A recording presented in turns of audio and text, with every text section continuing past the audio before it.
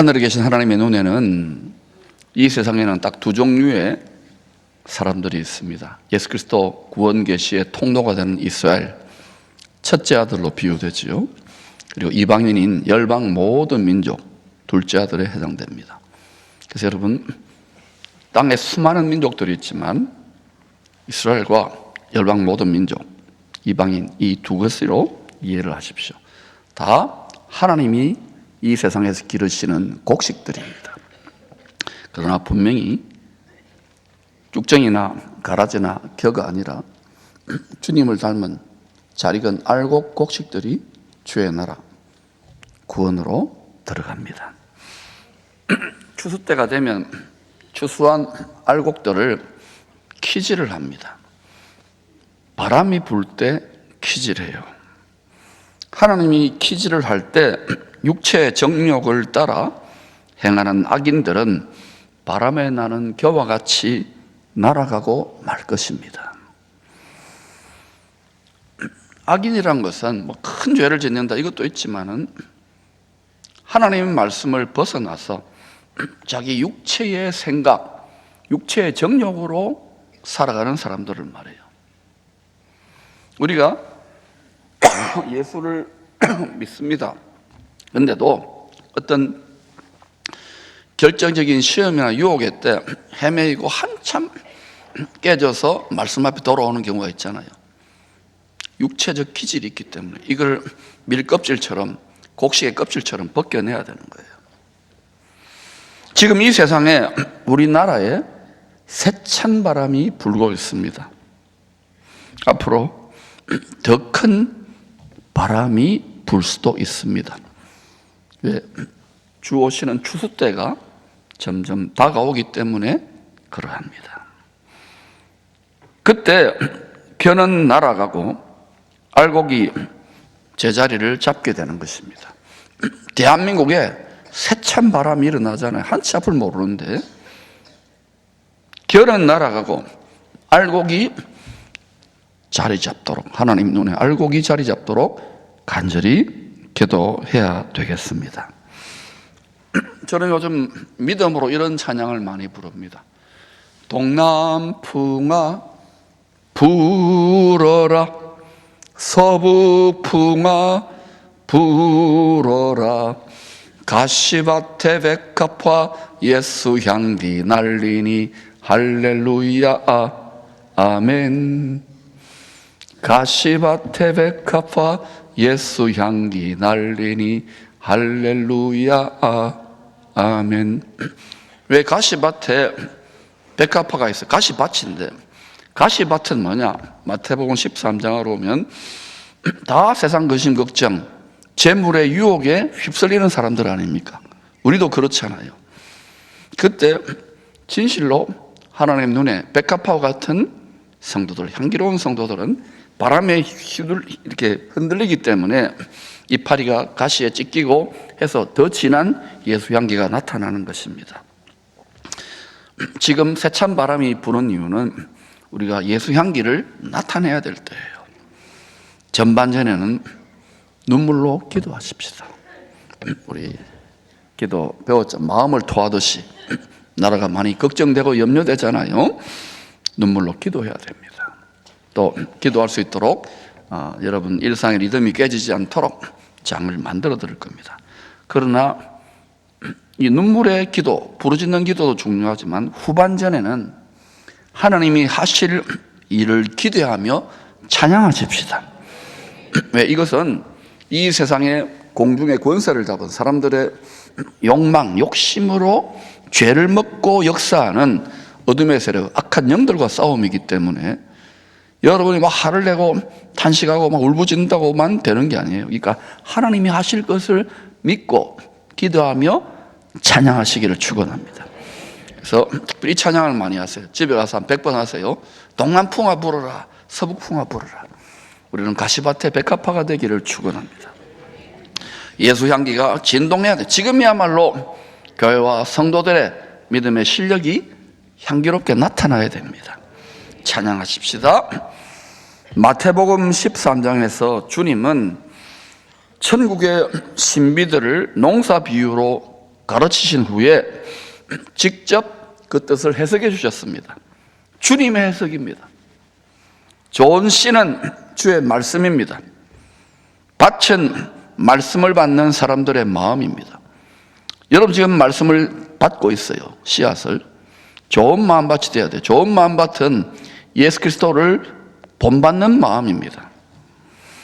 추수 때는 세상 끝입니다. 이 세상을 계속 사랑하고 하나님보다 더 사랑하고 집착하면 추수 때 쭉정이가 돼요. 가라지가 된다고요. 세상 끝이 있습니다. 곡식은 천국의 아들들입니다. 제가 성경에 있는 이야기를 하는 거예요. 가라지는 악한 자의 아들들입니다. 추수 때까지 천국의 아들들과 악한 자의 아들들이 함께 이 세상에서 자랄 것입니다. 세력을 이룬다는 거예요. 여러분이 죄악을 다 뽑아내면 어떻게 되겠지? 그런 거 없습니다. 어디든지 이 세상 끝까지 그렇게 될 거예요. 그러나 세상 끝이 되면 먼저 가라지를 심판합니다. 하나님의 말씀을 우습게 여기고 주를 본받지 않은 불순종한 자들을 말합니다. 가라지를 먼저 묶어서 묶습니다. 심판합니다. 하나님이 하실 일이에요.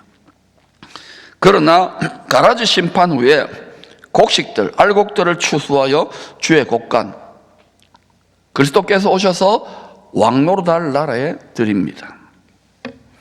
마태복음 13장 30절 같이 읽어볼까요? 시작.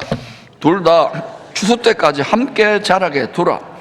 추수 때에 내가 추수꾼들에게 말하기를 가라지는 먼저 거두어 불사르게 단으로 묶고 곡식은 모아 내 곡간에 넣으라 하리라. 비유로 말했지만 가라지와 곡식은 사람을 말해요. 사람. 우리가 어떤 사람이 되어야 될까요? 예수를 믿고 하나님 말씀으로 주님을 닮아간다는 것이 얼마나 큰 축복인지를 지금은 별로 실감이 안 될 거예요. 그러나 점점 추수 때로 가고 있다는 것을 기억하십시오. 성경은 말씀에 순종할 때 풍성한 곡식으로 축복하실 것을 증거합니다. 우리가 먹고 사는 양식, 곡식을 말해요. 일용할 양식은 그냥 먹고 사는 곡식만을 말하는 게 아니에요. 사업에서 돈 버는 것만이 아니라 우리가 말씀의 양식, 이것도 그런 의미가 있는 거예요. 말씀에 순종할 때 씨가 자라서 곡식, 열매가 되는 거예요. 성도의 모든 이 땅 내에서의 삶의 수고의 열매가 말씀에 대한 태도와 관련이 있습니다. 여러분, 하나님의 말씀을 얼마나 가까이 합니까? 여러분, 찔리라고 하는 게 아니라 말씀을 너무 읽지 않고 투자하지 않고 너무 분주하게 살다 보니까 무슨 말씀인지 깜짝 놀랄 정도로 너무 몰라요. 자, 말씀을 점검해보니까 수십 년 다녀도 교회 성경 말씀이 무슨 소리인지를 모르는 분 너무 많아요. 이제는 그렇게 해서는 안 돼요. 모든 성경을 꿰뚫고 알아야 될 때입니다. 투자하시기 바랍니다. 하나님 말씀을, 구약과 신약 말씀을 잘 깨달으면 뭐가 되느냐? 주 예수 그리스도가 영생 부활 천국, 하나님 나라로 가는 진리의 길이구나, 이걸 확신하게 돼요. 여기에서 벗어나는 가르침은 소경이 소경을 인도하는 거예요. 우선은 육체적으로, 정력적으로 기분은 좋고 평안하게 해주지만 그건 망하는 길입니다. 순종하는 성도들을 하나님은 잘 익은 곡식으로 비유했습니다. 결국 우리 삶의 소산물, 비즈니스나 우리 삶의 이 양식, 곡식도, 수고의 열매도 하나님에 대한 태도, 주님에 대한 태도, 말씀에 대한 태도와 밀접하게 관련이 있다는 것을 믿기를 축복합니다. 요엘서는 추수 때, 세상 끝에 주님께서 오셔서 심판과 구원을 집행할 것을 이스라엘 역사를 통하여 예언합니다. 지금은 집행 유예 기간이에요. 뭐라, 지금은 은혜 받을 만한 때인 거예요. 구원의 날이기 때문에 복음 전하는 거예요. 전할 수 없을 때가 옵니다.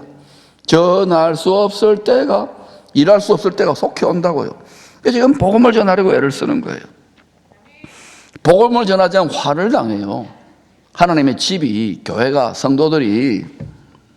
그래서 생활 선교사님이 자꾸 이렇게 하는 거예요. 여러분, 괴롭히는 것이 아닙니다. 그러면 하나님이 힘들고 어렵고 연단이 있지만 반드시 하나님이 비를 내리십니다. 1장은, 요엘서 1장은 말씀에 불순종한 언약 백성들의 죄악 때문에 큰 기근과 전쟁을 겪고 있다고 책망합니다. 요엘서는 추수 때 세상 끝에 주님께서 오셔서 심판과 구원을 집행하는 것에 대한 예언이에요. 1장에서 이스라엘 역사에서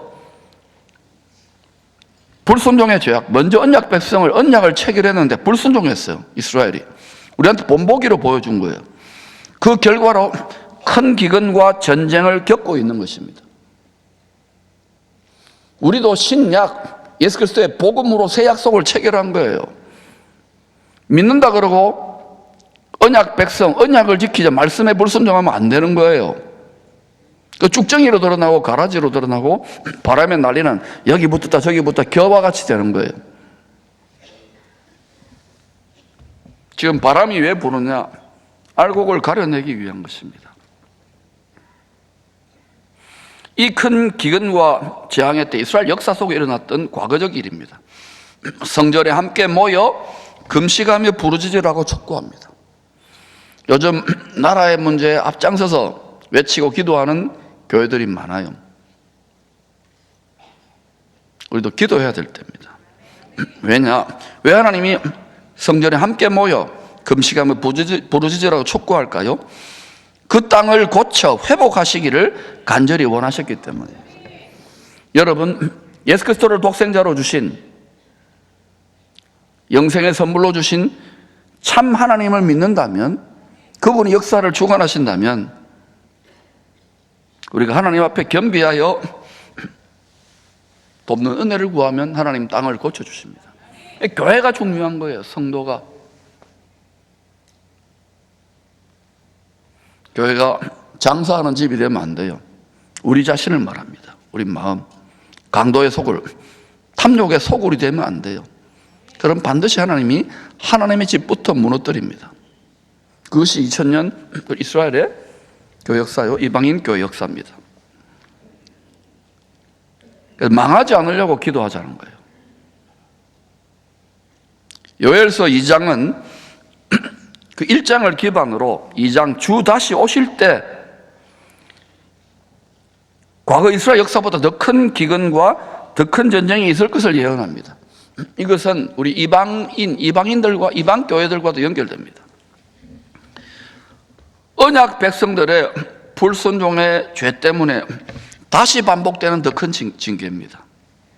이때 메뚜기 떼와 같은 이방 나라의 군대가 이스라엘을 치기 위해 모일 것이라고 예언합니다. 메뚜기 떼는 뭐냐? 우리가 알고 하나님 기르는 곡식이잖아요. 메뚜기 떼가 와서 곡식을 다 갉아먹는 거예요. 이 세상의 경제적인 소산물만이 아니고 이방 나라의 군대가 특별히 어디에 모이느냐? 이스라엘을 치기 위해 모일 것이라고 예언합니다. 요엘서 읽어보셔요. 주님이 심판의 주로 다시 오실 때 마음을 찢고 돌이키라고 촉구합니다. 왜냐? 똑같은 원리예요. 하나님 아버지의 본심은 재앙이 아니고 복 주시기 위함이고 평안 주시기 위함입니다. 샬롬 주시기 위함이에요. 요엘서 2장 13, 14절입니다. 시작. 이내가 크시사 뜻을 돌이켜 재앙을 내리지 아니하시나니 주께서 혹시 마음과 뜻을 돌이키시고 그 뒤에 복을 내리사. 그 뒤에 복을 내리사. 하나님이 정한 뜻이 있지만 그 심판과 구원의 뜻 가운데 우리가 하나님 기도하면 분명히 심판해야 되는데 회개하고 돌이켰기 때문에 긍휼을 베푸시는 거예요. 은혜 받을 만한 때이기 때문에 그래서 그 돌이키는 자에게 그 뒤에 복을 내리시는 거예요. 예수 믿고 우리가 주님을 닮아가는 순종의 삶을 배운다는 게 얼마나 큰 축복인지 지금부터 미리 감사할 수 있기를 축원합니다. 회개는 환난의 때 우리 개인이나 민족적이나 온 세상으로 환난의 때 주의 마음을 돌이켜 긍휼과 축복을 문을 여는 열쇠가 됩니다. 나라가 지금 심히 어지럽잖아요. 상식적으로 보면 간단하거든요. 누가 욕심꾸러기인가? 욕심이 잉태한 저 죄를 낳고. 지금 바빠요. 분주해요. 어디 줄 설까? 여러분, 전능하신 하나님께 기도함으로, 회개하고 기도함으로 우리가 이런 부분에 소홀히 여겼고 하나님 뜻에서 멀어졌던 것들을 회개하고 교회가 성도들이 표준이 되어야 되는 거예요. 십자가의 스피릿이 이 민족 정신의 한복판에 박힐 수 있도록. 할렐루야! 그때 길이 열리는 거예요. 하나님의 선한 뜻이 이루어질 줄로 믿습니다. 우리가 애쓰고 노력한다고 풍족하게 결실하는 것이 아닙니다. 애쓰고 노력하는 것은 기본이지요. 성도는 말씀에 순종하면서 수고할 때 하나님께서 축복하십니다. 며칠 전에 그동안 고생을 많이 하셨던 집사님 부부가 수년 전부터 그런 마음을 쉬었대요. 그래서 벼르고 교육자들 식사 대접으로 초대했는데 제가 직원 몇 분들을 함께 모시고 식사 대접 자리에 갔습니다. 근데 수년 전까지는 힘들어가지고 이렇게 보면 느낌이 있잖아요. 근데 이번에 보니까 굉장히 안정감과 어떤 여유를 이 부부의 얼굴과 분위기에서 느낄 수 있었어요. 식당도 잘 되는 분위기에서 손님들이 많더라고요. 부부의 간증을 듣는데 참 열심히 살아요. 억척같이. 경비를 절감하려고 새벽마다 죽도시장에 가서 횟감을 직접 챙긴답니다.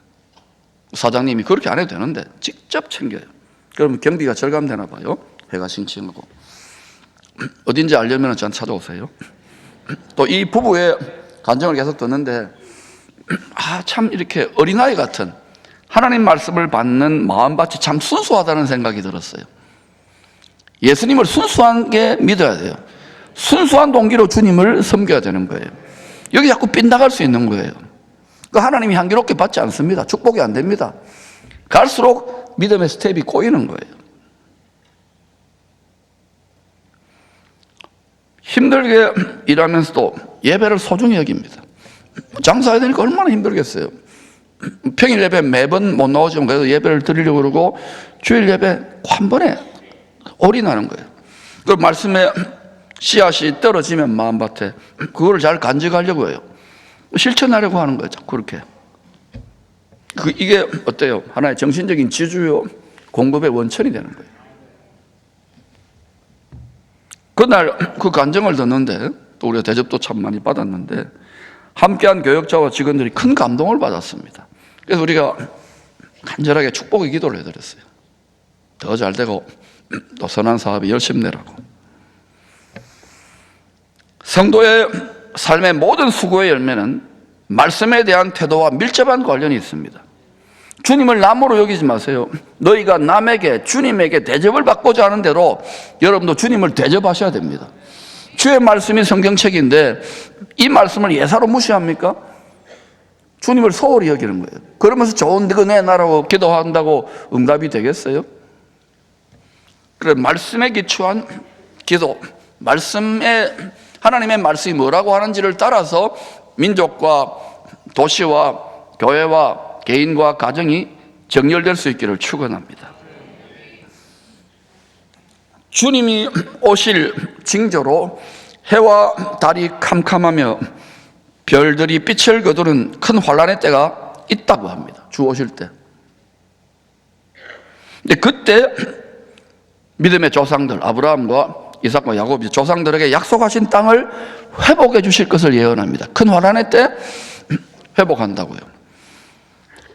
요엘서 2장 18절입니다. 시작. 그때에 여호와께서 자기의 땅을 극진히 사랑하시어 그의 백성을 불쌍히 여기실 것이라. 이때 1차적인 이 말씀의 수신자는 이스라엘 백성들을 말합니다. 아직까지 헤매고 있어요, 그분들. 우리는 그들의 불순종 덕분에 지금 예수 믿게 된 거예요. 2차적 수신자가 이겁니다. 우리들입니다. 곡식과 새 포도주와 기름을 풍족히 줄 것이라고 합니다. 이 큰 환란에 지나고 나서 다시는 이방 나라들에게 침략당하지 않게 할 것을 약속합니다. 제사장 나라가 되게 하는 거예요. 글로벌 스탠다드로. 제사장 나라 이스라엘은 오신 메시아를 버렸죠. 2000년 전에 불순종으로 그 피와 피값을 우리와 우리 후손에게 돌리라고 해서 아직까지 헤매고 있는 거예요. 1948년에 그런 하나님의 말씀을 이루고 무화과 나무에 가지에 잎이 순이 돋아난 거예요. 주의 때를 지금 세상 역사 속에서 계속 말씀하고 계시는 거예요. 불순종의 큰 징계를 받았습니다. 겨우 이제 나라를 세웠죠. 또 앞으로 그들 일구월심으로 성전 세우기를 원하는데 세우도록 허락할 겁니다. 근데 그게 속는 거예요. 속는 거. 특별히 다니엘서 9장 27절을 보면 이로 인하여 그들의 불순종의 큰 징계로 인하여 천국 복음을 맡은 제사장 나라의 사명이 우리는 이방인입니다. 열방 모든 민족인데 우리들에게 주어진 거예요. 이방인의 때까지, 이방인의 때가 차기까지, 이방인의 충만한 수가 차기까지, 알곡들이 차기까지. 그러나 추수 때는 세상 끝을 말해요. 선지자들의 예언대로 큰 환난을 겪고 있는 이스라엘을 온전히 회복하시기 위해 주님이 다시 오실 것입니다. 왜? 그들이 이뻐서가 아니라 말씀을 조상들에게 하신 언약을 성취하기 위하여. 하나님 말씀으로 응답하시기 위해 역사하시는 거예요. 우리의 신앙도 하나님 말씀이 이루어지라고 기도해야 되는 거예요. 직장 진로 모든 것이 그렇게 되기를 축원합니다. 가정도. 그럴 때 시험 들고 연단이 있지만 반드시 합력하여 선을 이루십니다. 에베소서 2장의 말씀대로 오실 예수 그리스도 안에서 원수가 된 이방인과 이스라엘을 화목하게 될 것입니다. 싸운다는 거예요. 그리고 그리스도께서 오셔서 왕노로 하실 그때에 세상에 참 평화가 있을 것입니다. 이 땅에 죄와 사망이 없는 영원한 아버지의 나라가 완성되기 전에 이 땅에 그걸 메시아의 천연왕국, 그리스도의 천연왕국이라 그래요. 이걸 천연왕국이 없다는 무천년설, 무천연왕국 설이 지금 전 세계 파다하게 퍼졌는데 그거 아닌 것 같아요. 제가 아무리 성경을 연구해봐도. 땅에 안식하며 참 평화가 이 땅에 임합니다. 그러나 요엘서 3장은 주님이 오셔서 이 세상에 참 평화를 주시기 직전에 많은 이방 민족들이 이스라엘을 치러 오는 일이 있을 것을 예언합니다. 요엘서 3장을 읽어보세요. 올라오게 한다고요. 요한계시록에서는 16장에서는 새 더러운 영이, 개구리 같은 더러운 영이 천하만국의 왕들에게 들어가서 이스라엘 치러 가요. 그걸 아마겟돈이라 그래요. 명심하세요. 다시 오실 주님의 평화가 온 세상에 임하기 직전에 먼저 이스라엘 중심으로 온 세상에 큰 전쟁이 있을 것입니다. 이거 없게 해주겠다는 그러한 사람이 나타나요. 짐승으로 묘사되지만 즉 그리스도예요. 그래서 온 세상이 그 길을 막 하더라도 진리를 바로 알고 하나님 말씀대로 가고 있는 것을 성경을 바로 알고 무장해야 되는 거예요. 여기에 민족도 우리 개인도 가정도 다 연결되어 있어요. 저는 이 말씀이 성취되고 있다고 믿습니다. 이스라엘 중심으로 주 오시기 직전에 온 세상에 큰 전쟁이 일어나는데 요한계시록 16장의 아마겟돈 전쟁입니다. 요한계시록 19, 20장은 이 아마겟돈 전쟁에서 다시 오실 주님과 하늘의 군대들이 소위 적 그리스도의 군대 가라지를 심판하실 것을 알려줍니다.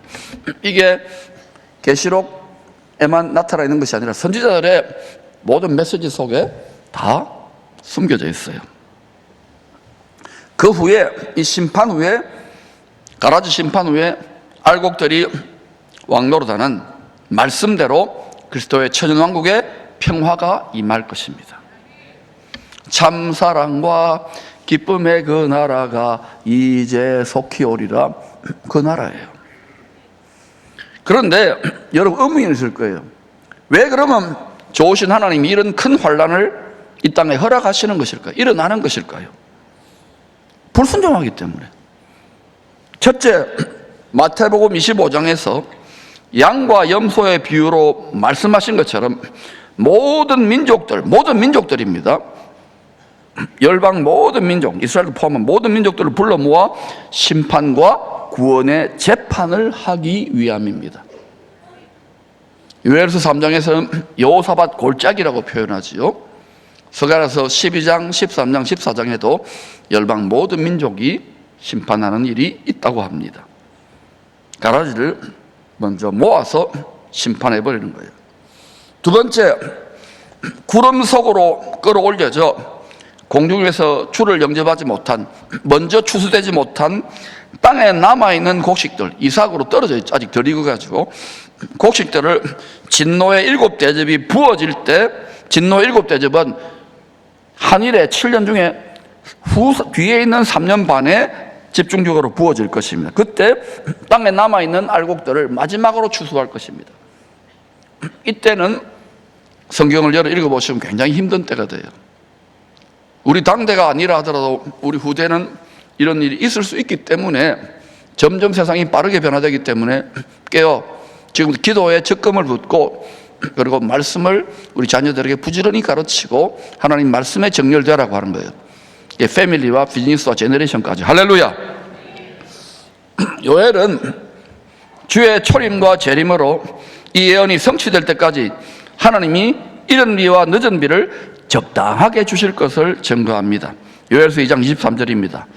시작. 시온의 자녀들아, 너희 하나님 여호와로 말미암아 기뻐하며 즐거워할지어다. 그가 너희를 위하여 비를 내리시되 이른 비를 너희에게 적당하게 주시리니 이른 비와 늦은 비가 예전과 같을 것이라. 하나님이 던져놓고 이 의미를 이제 찾게 하시는 거예요. 베드로 사도는 2000년 전이죠. 사도행전 2장에 오순절 성령 강림이 요엘 선지자의 이 예언이 응한 것으로 증거했습니다. 성령의 감동으로. 이스라엘의 농사에서 이런 비는 씨를 뿌린 후에 싹이 나고 뿌리가 내리도록 돕는 비입니다. 왜? 농사 시작할 때 씨를 뿌리잖아요. 그때 물 주잖아요. 물조리개로. 그러한 성격의 비예요. 싹이 나고 뿌리가 내린 거예요. 그래서 2000년 전에 초대교회 성도들이 오순절 성령 강림으로 교회가 탄생하잖아요. 그때 오순절 성령 강림, 이런 비가 부어져서 믿음의 싹이 나고 뿌리가 잘 내리도록 도왔던 그 오순절 성령 강림을 이런 비로 보는 것입니다. 신학자들이 대부분 그렇게 이해합니다. 반면에 늦은 비는 이스라엘 농사에서 보니까 곡식이 잘 익어 추수되도록 농사의 마지막 단계에 내리는 비입니다. 충실하게 연결을 하고, 그래서 농부가 추수하도록. 요한계시록 14장에 보면 인자 같으니 예수님이 나서로 잘 익은 곡식들이 온 세상에 다 익었으니까 추수하는 모습이 나옵니다. 그럼 그 뒤에 있는 포도송이는 진노의 포도즙들, 그 추수는 심판이에요. 성경을 자꾸 읽으면서 성경이 다 정확하게 연결된다는 것을 아셔야 됩니다. 초대교회에 이런 비가 내린 이후에 2000년 동안 성령의 비가, 이런 비의 연장선상이죠. 비가 열방의 곡식들이, 성도들이 잘 자라도록 때를 따라 내렸습니다. 죽어서 추수된 분들도 있고 우리도 지금 이제 비를 맞아야 되는 거예요. 요엘서 2장과 사도행전 2장의 예언은 주님이 다시 오실 때, 2000년 전에 시작되었지만, 부분적으로 성취되었지만, 주님이 다시 오실 때 모든 육체에게 부어질 늦은 비 성령으로, 마지막 추수를 돕기 위한 늦은 비 성령으로 온전히 이 예언이 성취될 것입니다. 그것은 지상교회의 마지막 추수를 돕기 위해 부어질 전무후무한 엄청난 성령의 권능일 것입니다. 여러분, 우리가 이렇게 농사를 지을 때 보면은 씨를 뿌리고 거름을 주고 밭갈이를 하고 가지치기를 하고 다 그러잖아요. 그 다음에 어때요? 물이 없으니까 샘을 파가지고, 신령한 샘을 파서 물을 공급하잖아요. 근데 이것만 갖고 안 되는 거예요. 이제는 추수가 되도록 성령의 비가 막 쏟아부어주는 시즌이 있는 거예요. 마지막 추수를 돕기 위해서. 지금 우리가 열심히 말씀대로 해보려고 순종하고 안간힘을 쓰고 기도하고 해왔잖아요. 맞습니까? 그런데 이제 하나님이 비를 부어주셔야 되는 거예요. 이웃 땅에도 비가 부어줘야 되는 거예요. 500년 동안 했는데도 안 되는 거 같잖아요. 하나님 때가 있는 거예요. 비가 부어지기를 기도하십시다. 돕는 은혜의 비, 성령의 비. 이번에 LA 어마어마한 불이 났잖아요. 근데 교회들이 회개하고 돌이키니까 잠시 비가 부어줬는데 불이 확 꺼져버렸어요. 하나님이 그렇게 결정적으로 돌이키면서 기도해야 되는데 평소 때는 성령의 비를 간절히 사모하지 않는 거예요. 그래서 여러분이 예배 때마다 또 개인적으로나 또 모일 때마다 간절히 성령의 비가 부어지기를 기도하십시오. 그러면 10년, 20년, 30년 믿음이 별로 자라는데 갑자기 지혜가 계시의 성령으로 믿음이 쑥 자라버려요. 그런 은혜가 이 민족 가운데에 한국교회 기쁨의 교회 가운데 임할지어다. 비를 구하십시다. 야고보 사도는 주님이 다시 오실 때 비를 기다리는 농부와 같이 길이 참고 믿음을 굳건하게 하라고 권면합니다. 2000년 전에. 자, 야고보서 5장 7절 8절입니다. 시작. 그러므로 길이 참으라. 보라. 귀한 열매를 바라고 길이 참아 이른 비와 늦은 비를 기다리나니 너희도 길이 참고 마음을 굳건하게 하라. 주의 강림이 가까우니라. 이 본문에 길이 참아 길이 참아 길이 참아가 3번 나와요. 믿음은 인내입니다. 이스라엘 역사로 보면 더 역사가 오래되고 수천 년이 되고 지난 2000년 동안 뭐 주님 오신다고 초대교회 성도들도 사도도 그렇게 했지만은 주님이 한 알갱이 알곡이라도 더 많이 추수하려고 기다리고 계시는 거예요. 그러나 반드시 오셔서 추수하십니다. 그러니까 여러분 낙심하지 말고 하나님 말씀 붙잡고 길이 참아야 돼요. 말씀에 순종하고 주를 본받아 가야 돼요. 먹고 사는 문제 중요합니다. 자식 키우는 문제 중요합니다. 시집장가 보내는 문제 중요합니다. 그러나 하나님 말씀대로 붙들리기를 애쓰시기를 축원합니다. 그리고 가정에서 여러분이 노아의 구원, 예수 그리스도의 믿음의 구원 방주를 가족 단위로 예비하시기를 축원합니다. 네, 주의 강림이 가까우시니라. 그러면 2000년 전이면 지금은 얼마나 가깝냐는 거예요. 근데 오늘날 교회들이 이때의 양식을 잘 먹이지 않는 것 같아요. 조금 먼저 시작하는 거예요. 먼저. 왜? 우리가 편안한 시대를 너무 살아오다 보니까. 이제 오늘 말씀의 교훈을 3가지로 적용하고 마칩니다. 첫째, 말씀을 듣고 깨닫는 좋은 마음밭을 경작해야 됩니다. 농기구가 뭐냐? 기도와 말씀입니다. 주님을 닮아가고자 한다면서 그리스도의 마음을 본받으려고 하면 반드시 기도와 말씀으로 마음이 부드러워지고 겸손해지고 온유해지고 십자가를 질 수 있어야 돼요. 그렇게 될 때 그 십자가 주의 멍에를 메고 순종하는 과정에서 주님을 깨닫고 말씀의 씨앗이 떨어진 것이 30배, 60배, 100배로 풍성하게 결실하게 되는 거예요. 이 강단에서 뿌려지는 말씀의 씨앗도 마찬가지입니다. 여러분이 길가처럼 분주하고 온갖 잡생각이 있고 또 강팍해지고 또 세상의 유혹과 재리의 시험과 근심염려로 꽉 들어차면 아무리 뿌려도 열매 맺지 못합니다. 그래서 하나님이 도와주시는 거예요. 연단하시고 시험하시고 인생의 여러 가지 어려움을 통해서 주를 간절히 바라보도록. 그런 거 없이 말씀으로 지름길로 말씀과 기도로 부지런히 여러분 마음의 텃밭을 가꿀 수 있기를 축원합니다. 두 번째, 부활의 첫 열매가 되시는 주님처럼 첫째 부활. 주님이 부활의 첫 열매예요. 주님이 살았더니 첫 열매란 건 뭐냐? 제일 좋은 열매라는 거예요. 주님처럼 우리도 첫 열매들로 추수되기를 소망합니다. 구약에 보니까 첫 열매는 하나님의 소유예요. 성물이에요. 그러니까 우리의 삶을, 우리의 몸을 하나님 기뻐하는 거룩한 산재물로 드려야 되는 거예요. 이 첫 열매들이 바로 첫째 부활을 말해요. 그것은 그리스도의 나라에서 왕노릇하는 부활이에요. 첫째 부활은 그냥 부활이 아니라 더 좋은 부활. 할렐루야. 왕노릇하는 부활이라고 일단은 생각을 하십시오. 여러분 똑같이 신앙생활 한다고 다 똑같이 받는 거 아닙니다. 주를 위해서 수고하고 헌신하고 어떤 사람 죽기까지 그들에게 멸류관과 상이 있는 거예요. 멸류관은 뭐냐? 주와 함께 왕노릇하는 자들의 일종의 분봉왕의 왕관이라고 생각하면 돼요. 그냥 편안하게 자기 정욕을 따라 이렇게 살아가면서 쭉정이같이 살면서 어떻게 우리가 여러분 상급과 멸류관을 기대합니까?